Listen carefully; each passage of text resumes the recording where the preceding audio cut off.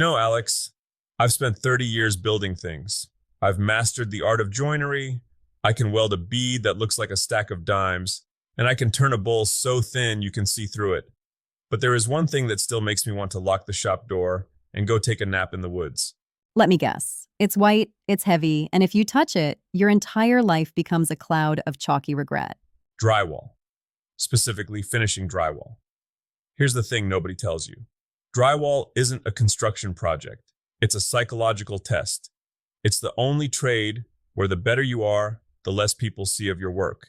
If you're perfect, it's invisible. If you're human, well, everyone knows exactly where you stood on a Tuesday afternoon.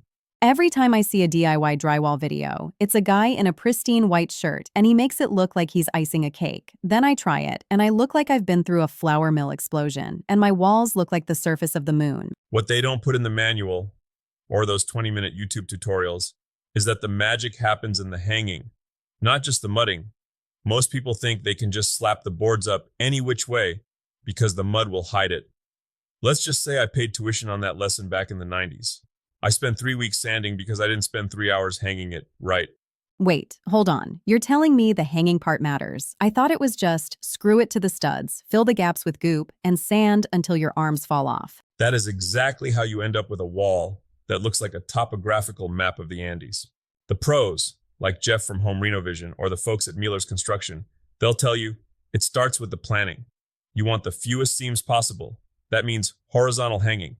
Okay, but why? Gravity is already working against me. Why would I want to hold a 4x8 sheet sideways when I can just stand it up? Because what the old-timers know, but don't share right away, is that most houses aren't straight. If you stand sheets up vertically, every single stud that's slightly bowed or out of plumb creates a visible hump in your seam. If you run them horizontally, you're jumping across those studs.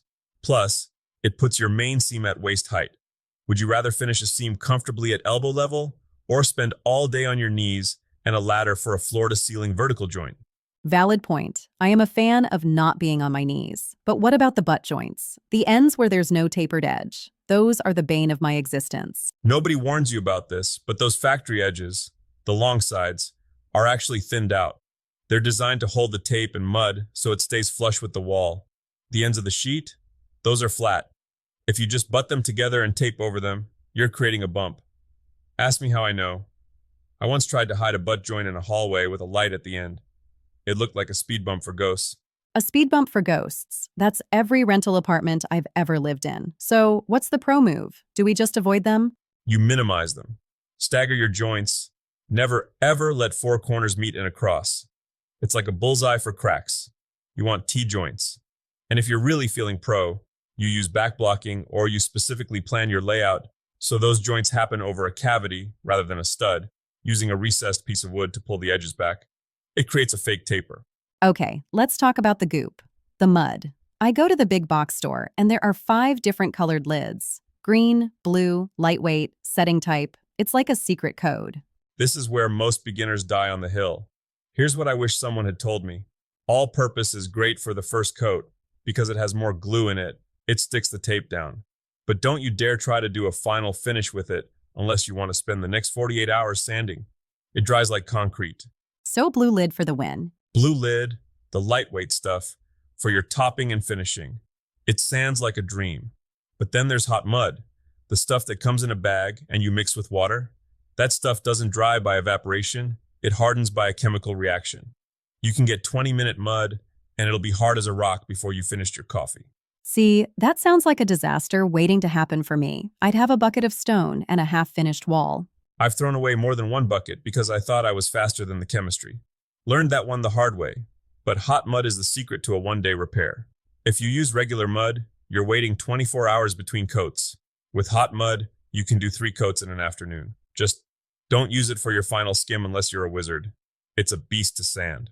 Okay, so green for the tape, blue for the pretty stuff. But what about the tape itself? Paper or mesh? Because the mesh is sticky, and frankly, I need all the help I can get. Avoid the mesh with regular mud. What? Why? It's so much easier. Mesh is stronger in one way, but it stretches. If you use mesh with air-dry mud, it will crack. Guaranteed. If you use mesh, you must use hot mud for that first coat because it's rigid. But for a beginner, paper tape is king.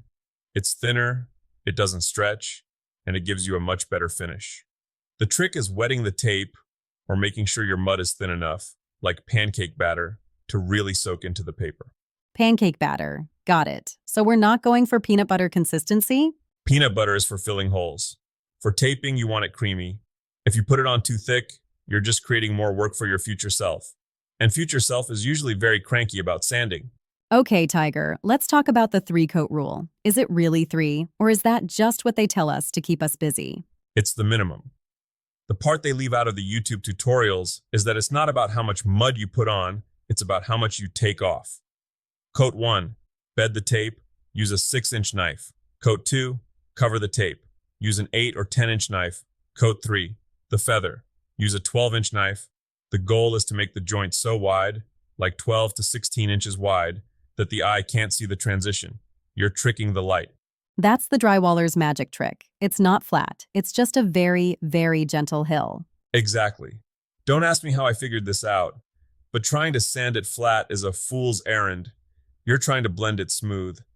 And speaking of sanding, Alex, don't do what I did on my first house. What did you do? I didn't cover the return vents for the HVAC. I sanded an entire living room without a vacuum attachment. 2 hours later, I walked into the kitchen, and my wife was standing there, and everything, the toaster, the fruit bowl, the cat, was covered in a 1/4 inch of white powder. Oh no, not the cat. The cat looked like a Victorian ghost. I was sleeping on the couch for a week. Seriously, what the old-timers know, use a damp sponge for small repairs to keep the dust down, or buy a sanding pole with a vacuum hose.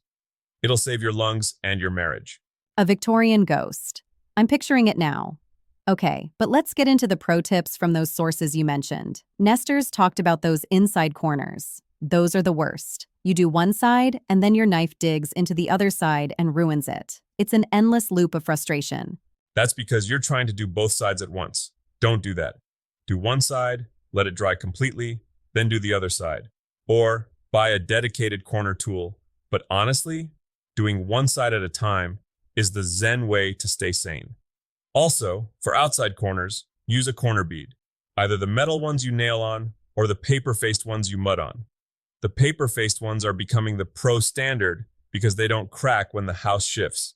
What about the screw pops? I see these in old houses all the time. Those little circular bumps that look like the wall is getting acne. That usually happens because the drywall wasn't tight against the stud when it was screwed in, or the lumber was wet and it shrank.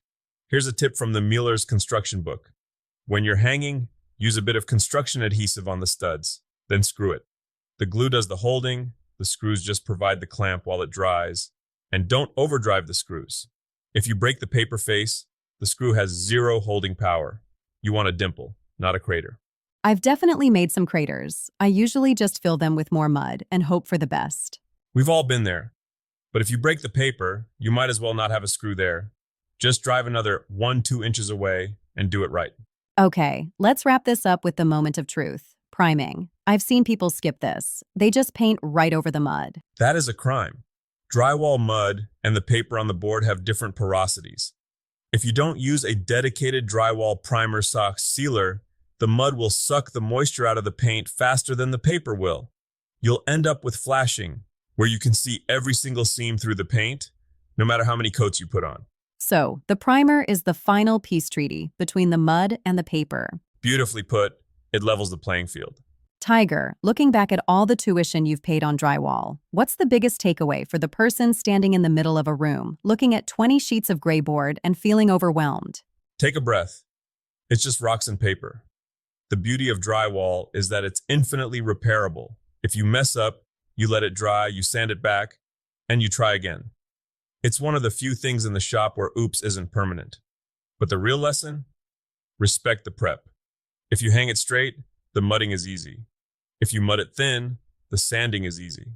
And if you cover the HVAC vents, the marriage is easy. Exactly. Don't make the cat a Victorian ghost and you'll be just fine. Thanks for the deep dive, Tiger. I think I'm actually slightly less terrified of the white dust now. Just don't wear your favorite black shirt on mudding day. Ask me how I know.